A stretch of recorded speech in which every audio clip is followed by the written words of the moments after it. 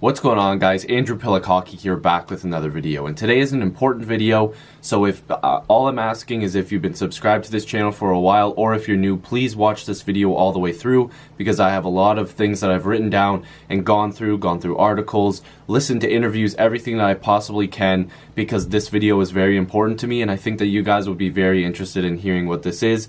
And you guys have probably already heard of some of this stuff. So of course, the Toronto Maple Leafs and the restricted free agent pool for 2019 are back in the news right away. You thought the Nylander stuff was annoying? Well, guess what?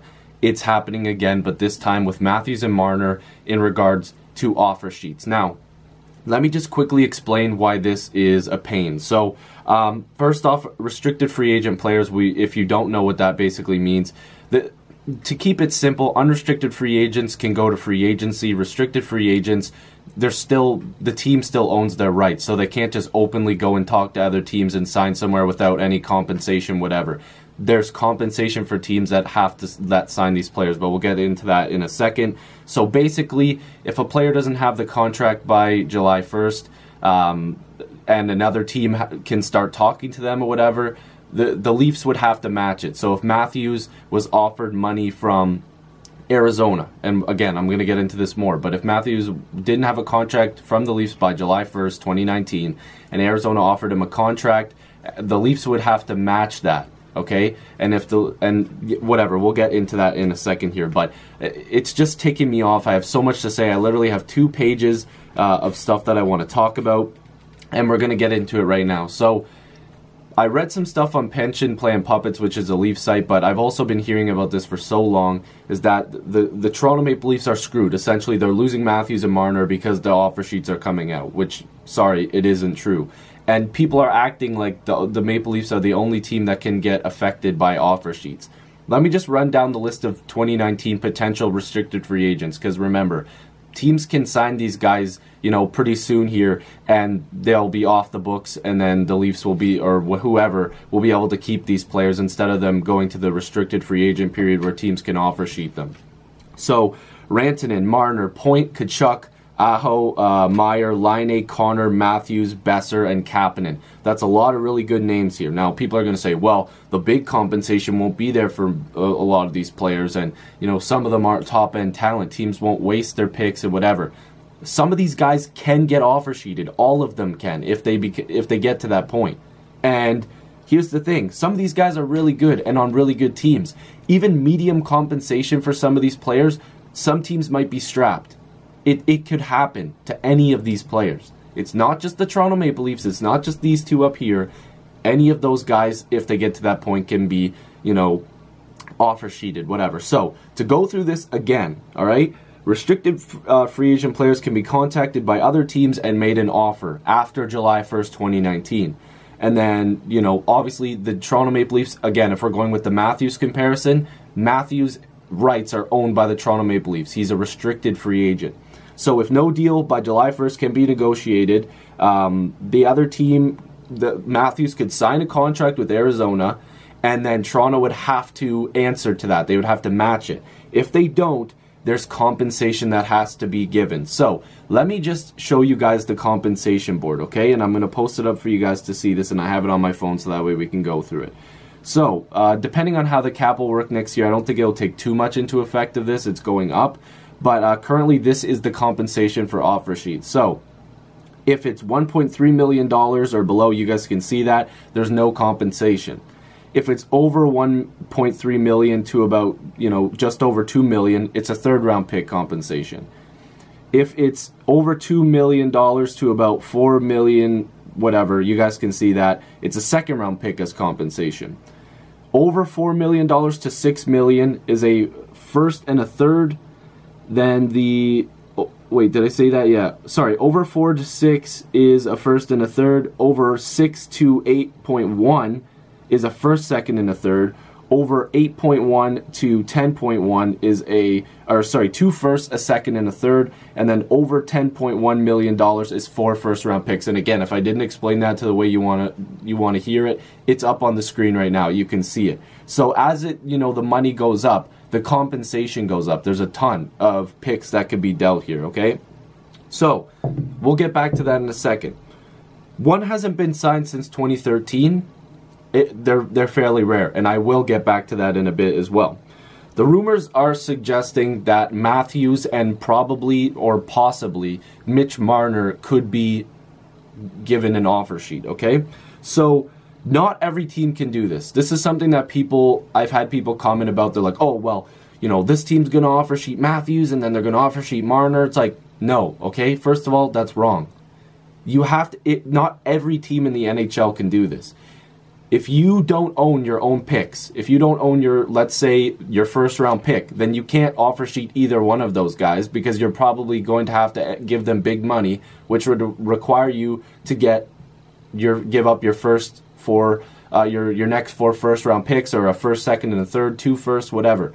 If you don't own your own picks, you can't do this. You can't give up a Buffalo first round pick, your first, and then whatever. Like, you can't do that. You have to have your own, or sorry, Buffalo's first, and you have your own second. You can't do that. It has to be all of your picks. You can't have anybody else's, okay? You also need big money in cap space. So people are like, well, I can't wait until my favorite team offer sheets Matthews, and then you look at their cap friendly page and they don't have the money to offer sheet Matthews because they have to sign other players, and they literally don't have the money after signing even their best players and some of their depth players. It just doesn't make sense. So usually teams with lots of cap space as well are the teams that are usually not very good, or they can't spend it due to management reasons, teams like Arizona and Ottawa. And this is something that I got from Pension Plan Puppets. This is so true.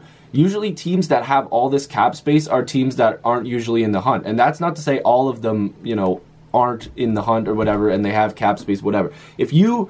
Usually teams in the NHL that have all this cap space that aren't spending it on big name players aren't really doing so well. They don't have the best luck right now. They don't spend money to get big free agents, whatever. They don't trade for big money contracts, whatever. Teams can't afford to offer these contracts either if their ownership doesn't allow it. So let's say Ottawa or Arizona, their management goes, well, we could offer sheet these guys, but we don't have the money really to give these guys because we have to build a team, and maybe the business of, you know, around this player, we might have to give them too much money in signing bonuses, which I'll also get to soon. So that's part of it. I gotta flip the page here. I've got so much information. So let's go to Matthews, okay? Because this is the thing. Matthews and Marner have been the biggest names that are out there. Matthews would fetch 4 first-round picks, okay?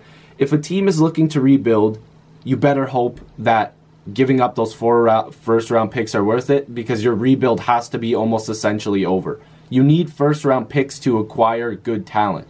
And this is something, again, that I got from Pension Plan Puppets that makes 100% sense, and I literally was thinking about this all day because I listened to the Dubas interview and people asked him about it again, and that's why I wanted to make this video. Holy, this video is going to be long. You better hope your rebuild's almost over. That's basically the point. You can find value in other rounds, of course. You can get second, third round picks that turn out to be good, whatever. But 4 first round picks, your next 4 years, you better hope that this rebuild is going smooth, because let's say the team doesn't do so well with Matthews and they miss the playoffs, okay? You don't have a first round pick. You're out of the draft lottery. You have no chance at a lottery pick. You can't add to Matthews unless you go and spend more money on another player. And even then, if you're offering big money to Matthews or whoever, it could be Line A, whatever, you can't afford to put a great team around Matthews. Okay? So, what about the good teams? What about Toronto? What about all these other teams, Winnipeg, whatever?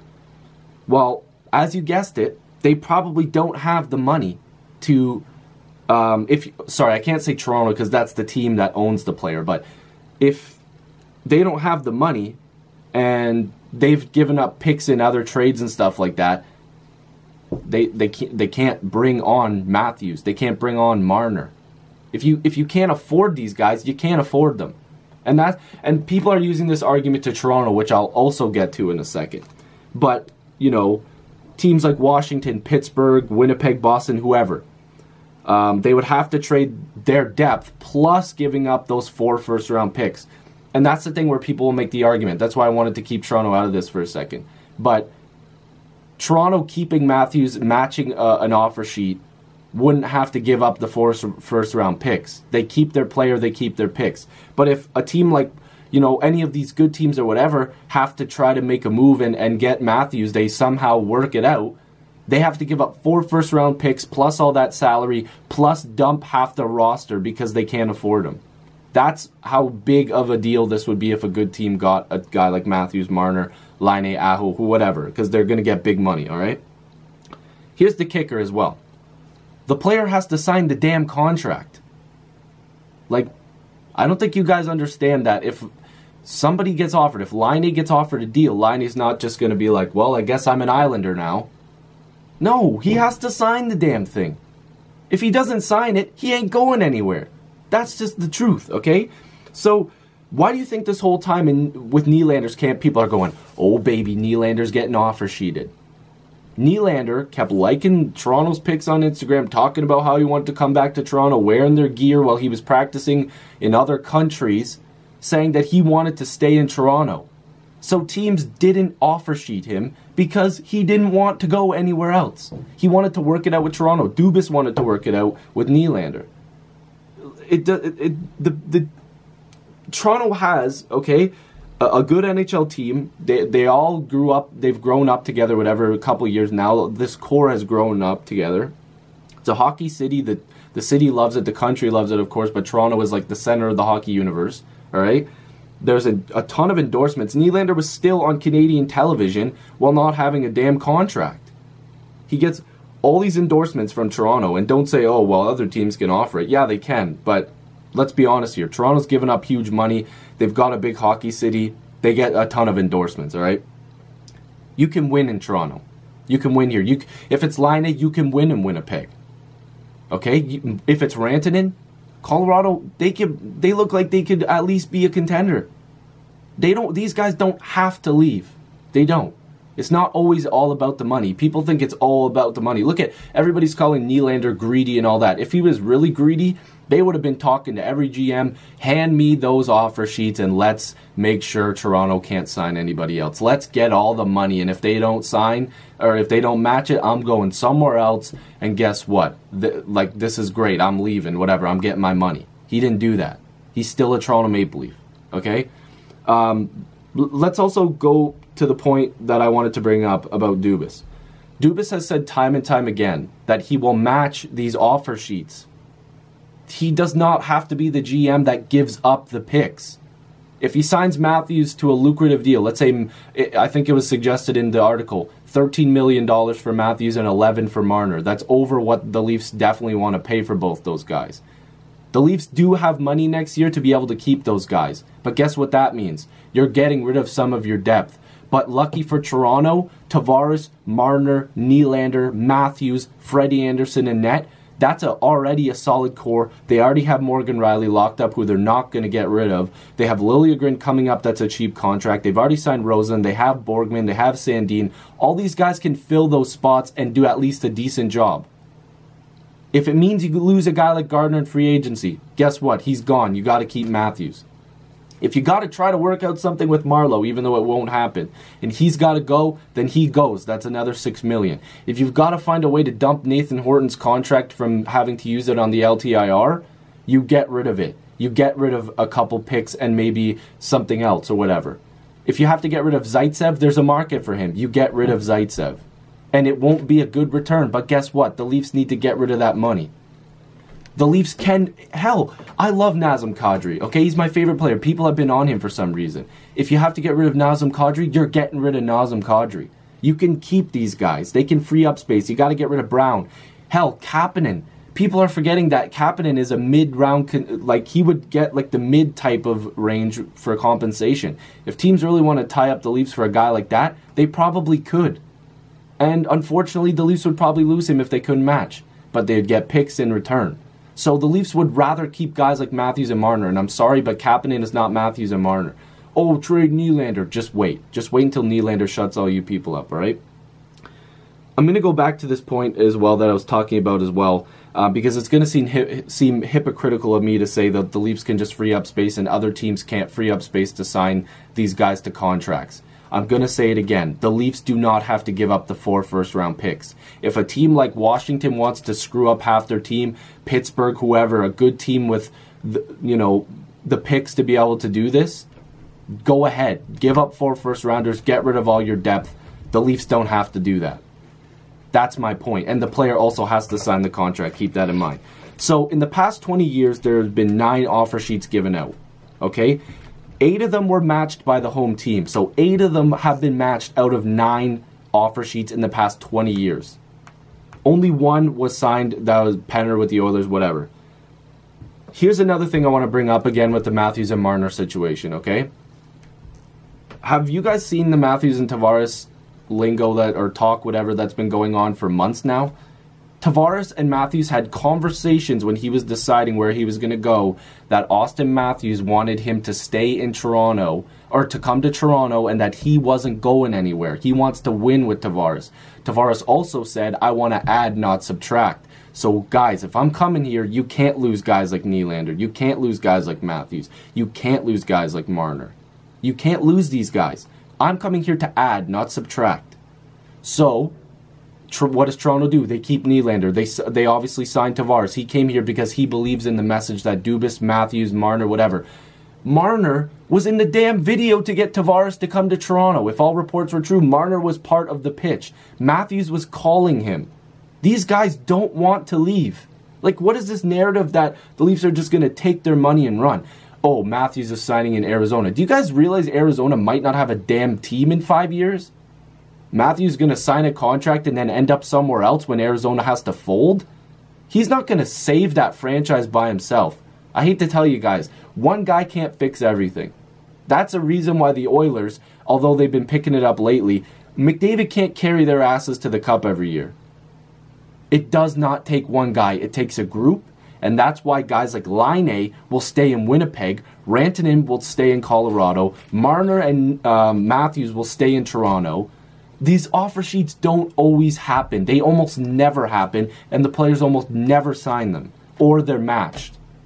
So I'm really sick of these narratives. Dubas also said that he literally gives 0% of time to this. Like, he could care less. Bring it on. That's basically what he's saying. He'll match. So go ahead, do it. The Leafs clearly want to win. They want to keep their guys. And the Leafs are clickbait machines. And that's the thing. You know damn well I'm putting Matthews and Marner in this title because they're clickbait machines. Let's be real here. Laine too. These guys are going to fetch clicks for any website. That's the reason why they're not talking about guys like Rantanen or Aho or, whatever, even Laine as much. Marner and Matthews are the guys that garner the attention because Toronto, apparently, as soon as they get good, somebody has to tear them down. So, again, this was a long video. Hopefully you guys enjoyed this.